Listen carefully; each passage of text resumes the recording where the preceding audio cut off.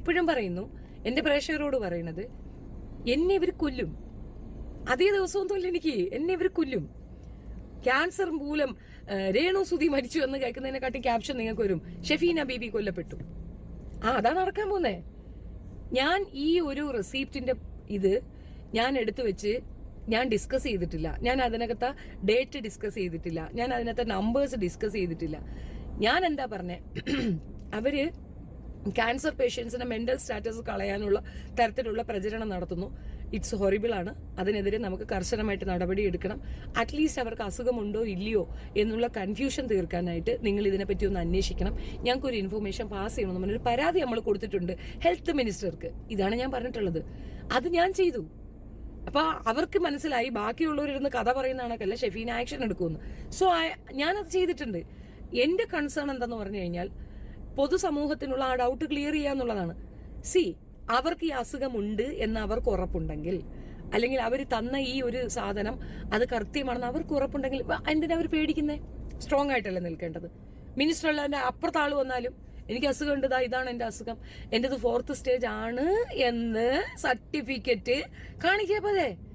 നാട്ടുകാരെ പറ്റിക്കാൻ 4th stage എന്ന് പറഞ്ഞാൽ പോരാ, അതിനകത്ത് കാണിക്കണം. ആ സർട്ടിഫിക്കറ്റിൽ ആ 4th സ്റ്റേജ് ഉണ്ടാകണം. ഇല്ലെങ്കിൽ നിങ്ങൾ ആളുകളെ തെറ്റിദ്ധരിപ്പിച്ചതിനെതിരെ ഹെൽത്ത് മിനിസ്റ്റർക്ക് നിങ്ങൾക്കെതിരെ ആക്ഷൻ എടുക്കാൻ പറ്റും. പിന്നെ നിങ്ങൾക്ക് അസുഖമുണ്ട് എന്നതിന്റെ അർത്ഥം പണമിടപാടുകൾ ഇങ്ങനെ വായ്ത്തോറാതെ നടത്താമെന്നല്ല. നിങ്ങൾക്ക് അസുഖം, നിങ്ങളിപ്പോ ഒരിക്കൽ ഇവര് തന്നെ ഒരു സ്റ്റേറ്റ്മെന്റ് പറഞ്ഞിരുന്നു എയർപോർട്ടിൽ ഇവരെ പിടിച്ചു നിർത്തിയെന്ന്. എന്തിനാ പിടിച്ചു നിർത്തിയേ? ഇവര് കൊണ്ടുവരുന്ന സാധനങ്ങളിൽ എന്തോ സംതിങ് ഉണ്ട് എന്ന് ഞങ്ങൾക്ക് ഇവരുടെ പോക്കുവരത്തിൽ ഡൗട്ട് ഉണ്ടെന്നാണ് പറഞ്ഞത്. നമ്മള് ഇത്രയും ഒരു ക്രിട്ടിക്കൽ സിറ്റുവേഷനിൽ നിൽക്കുന്ന ഒരു പേഷ്യന്റ് ബഹറിലേക്ക് എന്തിനു പോകണം പെട്ടെന്ന്? അവിടെ ഉദ്ഘാടനമുണ്ടോ? ഇല്ല. പിന്നെ എന്തിനു പോകണം? പ്രൊമോഷനോ? എന്തിനു പോയി? ഒബ്വിയസ്ലി അവിടെ ഇരിക്കുന്ന ഉദ്യോഗസ്ഥന്മാർ വട്ടന്മാരാണോ? അവർക്ക് ഡൗട്ട് ഉണ്ടാകും. ഇവളെ ഒന്ന് വിട്ടു നോക്കിയതാണ്. ഇങ്ങനെ പോകുമ്പോ ചെക്കിങ് വരുമോ ഇല്ലയോ എന്ന്. ചെക്കിങ് വരുന്നുണ്ട്. അപ്പൊ മനസ്സിലായില്ല അവന്മാർക്ക് ഇത് ചെക്കിങ് എന്തായാലും വരും. ടാർഗറ്റ് അവരുടെ വാട്സ്ആപ്പ് ഗ്രൂപ്പിൽ നടക്കുന്ന ചർച്ചയിൽ എന്നെ കൊല്ലാനാണ് പദ്ധതി. അതറിയോ നിങ്ങൾക്ക്? അപ്പൊ ഇതൊക്കെ കണ്ട് ചിരിച്ചോണ്ടിരിക്കുകയാണ് ഞാൻ. ആളാരാണെന്ന് അറിയാൻ വയ്യ പറ്റുള്ളത്. മനസ്സിലായി? അതിനകത്ത് കയറിയിരിക്കുന്ന ഞാൻ ഏത് നമ്പറാണെന്ന് ദൂരം കണ്ടുപിടിച്ചിട്ടില്ല. ഞാൻ ഇപ്പൊ ഉടനെ തന്നെ ഇറങ്ങി വരും. നിങ്ങൾ അവിടെ ഇരുന്ന് തീരുമാനിച്ചെടുക്കി. ഞാൻ അതിനകത്ത് ഇരുന്നിട്ട് എന്നെ കൊല്ലാൻ വന്നു കഴിഞ്ഞാൽ നിങ്ങൾക്ക് എന്നെ കിട്ടിയെന്ന് വരത്തില്ലല്ലോ. അതുകൊണ്ട് ഞാൻ മാറിത്തരാം. എന്നിട്ട് നിങ്ങൾ പ്ലാൻ ചെയ്തിട്ട് തട്ട്. എന്താ ക്രൈം എന്ന് അറിയോ നിങ്ങൾക്ക്? ക്രൈം സീൻ എന്താണെന്ന് നിങ്ങൾക്ക് അറിയോ?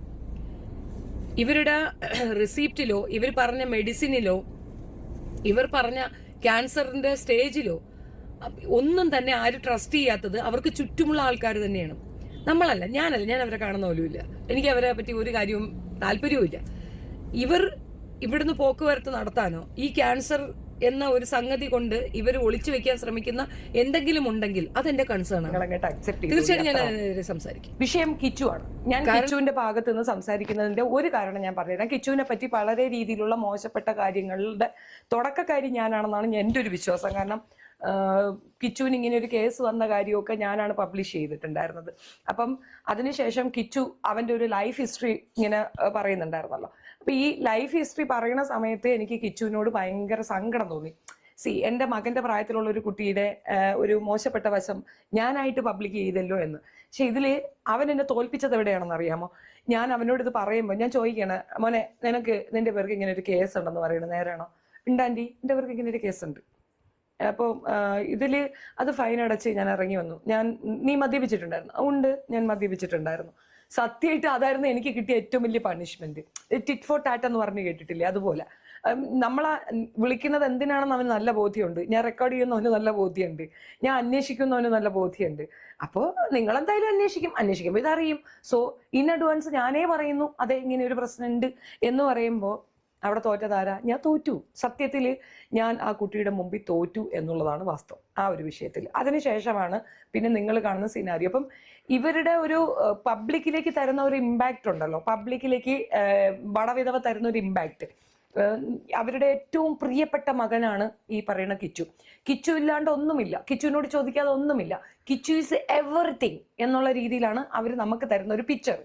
സോ ഈ പിക്ചർ വിശ്വസിക്കുന്ന ഓരോ വ്യക്തിയും തീർച്ചയായിട്ടും ശരിയാണ്. വടവിധവ പറയുന്നത് കണക്ക് ആ ചെറുക്കൻ ഇവൻ പറയണ എല്ലാം കേൾക്കും, ഇവള് പറയണതെല്ലാം അവനും കേൾക്കും, തിരിച്ചു ഇങ്ങോട്ടും അങ്ങനെ ആയിരിക്കും എന്നുള്ളത്. അപ്പൊ സ്വാഭാവികമായിട്ട് നമ്മൾ വീഡിയോ ചെയ്യുന്ന നമുക്കൊക്കെ ഇവൾ ചെയ്യുന്ന ആ നെഗറ്റീവ് സാധനങ്ങൾക്ക് എഗൻസ്റ്റ് സംസാരിക്കുന്ന സമയത്ത് തലമുതിർന്ന ഒരു കുഞ്ഞുണ്ടെങ്കിൽ ആ കുഞ്ഞ് എന്തുകൊണ്ട് ഇവളെ വിലക്കുന്നില്ല, അവൾ കൊണ്ടുവരുന്ന ആ പണം ഇവൻ എന്തുകൊണ്ട് വാങ്ങി തിന്നുന്നു എന്നുള്ള ഒരു സംശയം ഉണ്ടായിരുന്നു. സ്വാഭാവികമായിട്ട് കിച്ചുവിലേക്ക് പിന്നെ എന്റെ കോൺസെൻട്രേഷൻ പോയി.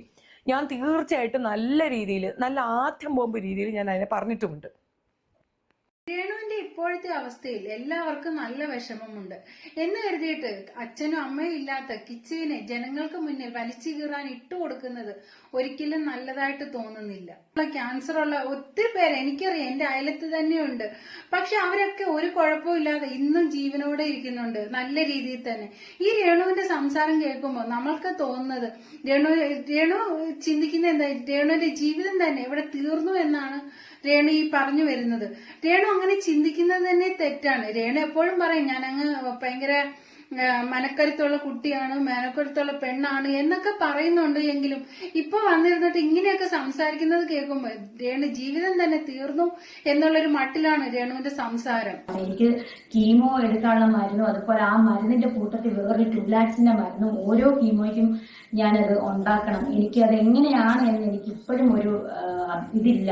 അതിനു വേണ്ടിയിട്ട് ഞാൻ യൂട്യൂബ് ചാനൽ മുന്നോട്ട് കൊണ്ടുപോകാറ്. പ്ലീസ് നിങ്ങൾ കാണുന്നവർ സപ്പോർട്ട് ചെയ്യുക, സബ്സ്ക്രൈബ് ചെയ്യുക, എന്നെ ഈ ഒരു രോഗത്തിൽ നിന്ന് രക്ഷിച്ച് കിച്ചുവിനെതിരെ ഭയങ്കരമായിട്ട് സോഷ്യൽ മീഡിയയിൽ ടാർഗറ്റ് ചെയ്തിട്ട് കുറേയധികം കമന്റ്സ് വരുന്നുണ്ട്. ഞാൻ പലപ്പോഴും അഭിപ്രായം ചോദിച്ചുകൊണ്ട് അവിടുന്നൊക്കെ എന്നെ സ്നേഹിക്കുന്ന കുറെ കുറച്ച് കമന്റ്സ് പേരുടെ ഉണ്ട്, എനിക്കുമുണ്ട് കമന്റ്സ്. പിന്നെ ഒരുപാട് ഇതിനകത്തൊരു ഫൈനൽ അഭിപ്രായം അന്വേഷിച്ച് പറയുമെന്ന് വെച്ചു. ഞാൻ കുറേ നാളായിട്ട് ഈ പറയുന്ന പിന്നെ രേഷ്മയ്ക്ക് പിറകിൽ ഉള്ള ഒരു വ്യക്തിയാണ്.